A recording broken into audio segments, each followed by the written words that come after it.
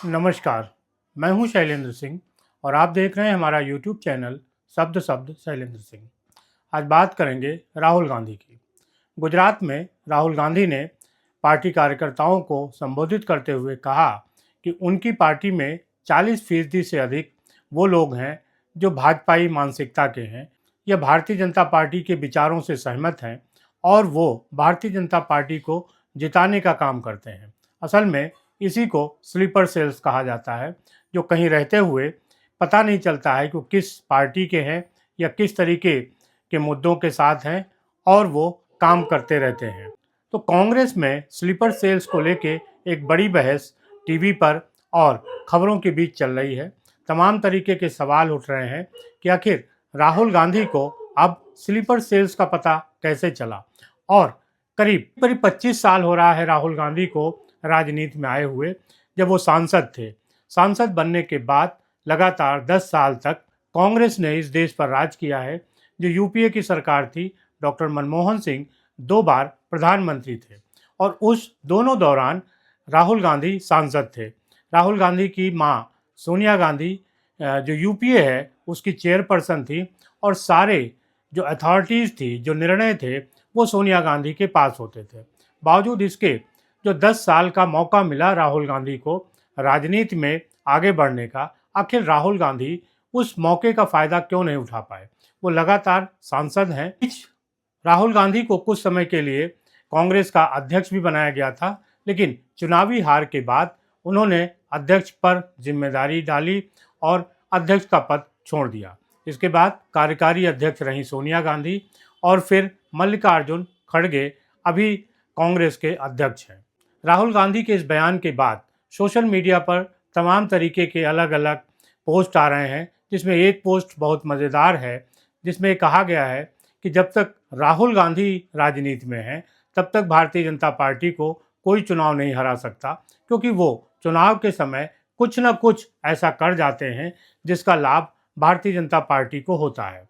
राहुल गांधी की अगर राजनीति को देखा जाए तो जिस समय उन्होंने राजनीति में कदम रखा था सांसद के रूप में, उनकी अपनी एक टीम होती थी और कांग्रेस के लोग जो कांग्रेस के समर्थन की बात करते थे, वो लगातार कहते थे कि राहुल गांधी की ये टीम युवा कांग्रेस है, जिसमें ज्योतिरादित्य सिंधिया, सचिन पायलट, जतिन प्रसाद, मिलिंद देवड़ा जैसे बहुत सारे नवयुवक थे जो राजनीति में थे।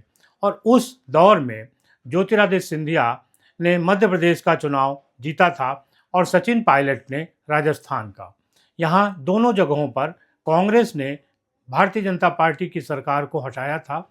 इसके बाद ये लगा था कि मध्य प्रदेश के मुख्यमंत्री के तौर पर ज्योतिरादित्य सिंधिया बनेंगे और राजस्थान में सचिन पायलट के पास ये जिम्मेदारी जाएगी, क्योंकि युवा नेतृत्व है, ये राहुल गांधी के करीबी हैं और राजस्थान मध्य प्रदेश में इन्होंने चुनाव जितवाने में महत्वपूर्ण भूमिका अदा की। लेकिन धीरे धीरे जब मुख्यमंत्री बनने का अवसर आया तो राजस्थान में अशोक गहलोत मुख्यमंत्री बने और मध्य प्रदेश में कमलनाथ। शुरुआत में कहा गया कि 2-2.5 साल के बाद यहाँ पे नेतृत्व परिवर्तन होगा, कमलनाथ की जगह पर ज्योतिरादित्य सिंधिया और अशोक गहलोत की जगह पे सचिन पायलट मुख्यमंत्री होंगे। साल दर साल बीत गया, लेकिन कोई भी नेतृत्व परिवर्तन नहीं हुआ, जिसका परिणाम ये हुआ कि ज्योतिरादित्य सिंधिया भारतीय जनता पार्टी में चले गए और मध्य प्रदेश में कांग्रेस की हार हो गई। राजस्थान में भी यही हुआ। सचिन पायलट और अशोक गहलोत के बीच लगातार तनातनी बनी रही और जिसका खामियाजा कांग्रेस को भुगतना पड़ा। अशोक गहलोत वहां पर हार गए। हरियाणा का भी यही हाल था। हरियाणा में भी जो राहुल गांधी के करीबी लोग हैं, दीपेंद्र हुड्डा जैसे, वो पूरी राजनीति को डील करते थे, लेकिन इसके बाद भी हरियाणा चुनाव जीतना कांग्रेस के लिए संभव नहीं हो सका। बहुत सारे ऐसे लोग जो कांग्रेस के थे, राहुल गांधी के साथ थे, लेकिन राहुल गांधी उनको साथ लेकर नहीं चल पाए। जो उम्मीद राहुल गांधी और उनके युवा टीम से जनता को थी, वो पूरी नहीं हुई। उत्तर प्रदेश में जतिन प्रसाद और आरपीएन सिंह राहुल गांधी के सिपह सालार थे, लेकिन कुछ ही दिनों में उन्होंने कांग्रेस छोड़ दी और वो भारतीय जनता पार्टी के साथ चले गए। कांग्रेस के ये लोग जो भारतीय जनता पार्टी के साथ आ गए हैं, जिन्होंने कांग्रेस छोड़ दी है, उनकी गिनती स्लीपर सेल्स में नहीं हो सकती। स्लीपर सेल्स में वो लोग हैं जो कांग्रेस के अंदर हैं और अभी भी भारतीय जनता पार्टी की मदद कर रहे हैं। आखिर 25 साल की राजनीति में राहुल गांधी उन लोगों को चिन्हित क्यों नहीं कर पाए जो भारतीय जनता पार्टी की मदद कर रहे हैं, और उनके खिलाफ उन्होंने कोई फैसला क्यों नहीं लिया? किस वजह से वो फैसला नहीं ले पाए? कांग्रेस ऐसी पार्टी है जहां पे गांधी परिवार के अलावा किसी भी सदस्य की चलती नहीं है। अगर कोई फैसला राहुल गांधी लेते तो उसमें टांग अड़ाने का कोई भी काम कांग्रेस का कोई भी नेता नहीं कर सकता था। कांग्रेस में बड़े से बड़े नेताओं को किनारे किया गया, जिसमें अर्जुन सिंह, नारायण दत्तेवाली, गुलाम नबी आज़ाद, एक लंबी श्रृंखला है जो कांग्रेस के हाईकमान के विरोध में गया, उसे कांग्रेस छोड़नी पड़ी।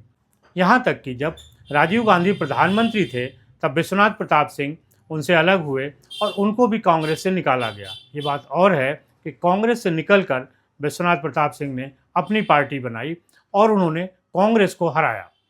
विश्वनाथ प्रताप सिंह पहले ऐसे व्यक्ति थे जिन्होंने कांग्रेस से अलग होकर अपनी पार्टी बनाई और कांग्रेस को ही चुनाव में हराया।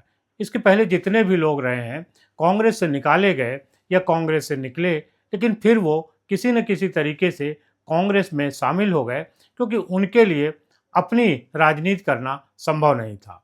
अब स्लीपर सेल्स की जो बात राहुल गांधी ने कही है वो सिर्फ गुजरात के ही मद्देनज़र नहीं है। कांग्रेस में ऐसे बहुत सारे नेता हैं जो वैचारिक रूप से भारतीय जनता पार्टी की विचारधारा, यानी जो सनातन की विचारधारा है, उसके साथ हैं। अब राहुल गांधी क्या ये कहना चाहते हैं कि कांग्रेस में जो भी सनातन धर्म को मानने वाला है वो भारतीय जनता पार्टी का स्लीपर सेल्स है? अगर ये बात है तो फिर कांग्रेस में कितने लोग बचेंगे जो सनातन को नहीं मानते हैं? अब या तो कांग्रेस के वो लोगों को सामने आना चाहिए जो सनातन धर्म को मानते हैं और वो आगे आकर कहें कि वो सनातन धर्म को मानते हैं लेकिन भारतीय जनता पार्टी के स्लीपर सेल नहीं है। उत्तर प्रदेश के संदर्भ में अगर देखें तो राम मंदिर को लेके एक बड़ा विवाद था कि राम मंदिर के दर्शन करने राहुल गांधी नहीं जाएंगे और अंततः वो नहीं गए। लेकिन यहाँ जो उनके विधायक हैं, जो प्रदेश अध्यक्ष हैं, वो राम मंदिर दर्शन करने गए। इसी तरीके से जब कुंभ स्नान की बारी आई तो राहुल गांधी भले ही वहाँ पर स्नान करने नहीं गए, लेकिन कांग्रेस के लोग वहाँ स्नान करने गए, जिसमें प्रदेश अध्यक्ष अजय राय भी शामिल हैं। अजय राय राम मंदिर के दर्शन करने भी गए थे। अब जो भी सनातन धर्म को मानने वाला है, क्या वो स्लीपर सेल है और वो भारतीय जनता पार्टी के लिए काम कर रहा है? आखिर ये कैसे साबित होगा कि वो कौन लोग हैं जो स्लीपर सेल्स में हैं? कांग्रेस में अब ऐसे नेता बड़ी मुश्किल से ढूंढे मिलेंगे जो विचारधारा के साथ हों। कांग्रेस की अपनी विचारधारा भी खत्म हो गई है। जब बात करते हैं राहुल गांधी की, सनातन धर्म की, तो तमाम तरीके के ऐसे सवाल उठते हैं। अभी लोकसभा के अंदर राहुल गांधी ने भगवान शंकर की तस्वीर दिखाई थी और उसके आधार पर उन्होंने अपनी एक बहस की थी। इसके पहले जब भी चुनाव आए हैं राहुल गांधी खुद मंदिर मंदिर जाते थे, उनके जनेऊ दिखाया जाता था। वो ये बताते थे कि जनेऊधारी ब्राह्मण हैं और उनसे अधिक कांग्रेस के लोग इस बात को बताते थे कि राहुल गांधी पूरी तौर से सनातन धर्म को मानते हैं। लेकिन अब राहुल गांधी का ये जो बयान आया है कि उनकी पार्टी में भारतीय जनता पार्टी के विचारों के लोग हैं, भारतीय जनता पार्टी का जो प्रमुख विचार है वो सनातन का है, हिंदुत्व का है, धर्म का है।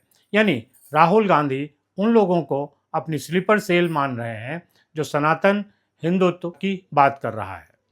अब देखना ये है कि राहुल गांधी आखिर अपनी ये जो स्लीपर सेल है भारतीय जनता पार्टी की, उससे कैसे मुकाबला करते हैं और किस तरीके से वो अपनी राजनीति को आगे बढ़ाते हैं।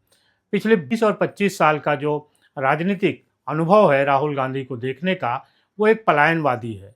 राहुल गांधी हमेशा से एक पलायनवादी नेता रहे हैं। जब केंद्र में यूपीए की सरकार थी तब वो डॉक्टर मनमोहन सिंह के खिलाफ ही हो जाते थे। एक उन्होंने कानून का बिल फाड़ा था जिसे सबको याद है।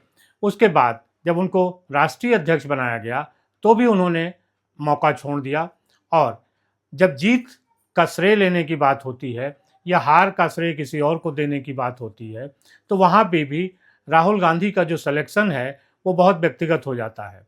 2024 का जब लोकसभा चुनाव कांग्रेस ने जीता तब ये कहा गया कि राहुल गांधी ने जिस तरीके से संविधान की प्रति लहराई उससे ये चुनाव जीता गया है।